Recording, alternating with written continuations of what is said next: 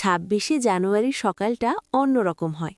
ভোর থেকেই গ্রামের আকাশে হালকা কুয়াশা, তার ফাঁক দিয়ে লালচে সূর্যটা ধীরে ধীরে উঠে আসে।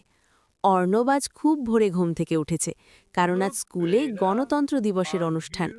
মা নতুন করে ইস্ত্রি করা সাদা জামা আর নীল প্যান্ট বের করে দিয়েছেন।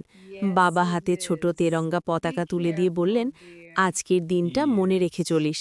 অর্ণব মাথা নেড়ে হাসল। স্কুলে পৌঁছে সে দেখল মাঠ জুড়ে সাজসজ্জা চলছে। মঞ্চে তেরঙ্গা কাপড়, চারদিকে ফুল আর বেলুন। বন্ধুরা সবাই ব্যস্ত, কেউ গান অনুশীলন করছে, কেউ নাচ, কেউ কবিতা আবৃত্তি।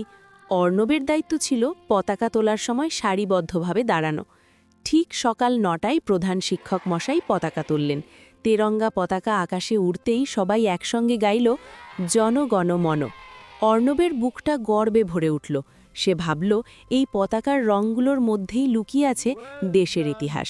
অনুষ্ঠানে শিক্ষকরা বললেন, ১৯৫০ সালের এই দিনে আমাদের সংবিধান কার্যকর হয়েছিল।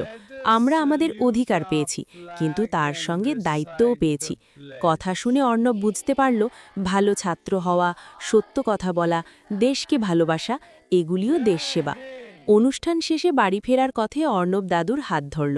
দাদু ধীরে ধীরে বললেন, আমাদের সময় এই দিনটা ছিল স্বপ্নের মতো। আজ তোমরা সেই স্বপ্নের ফল।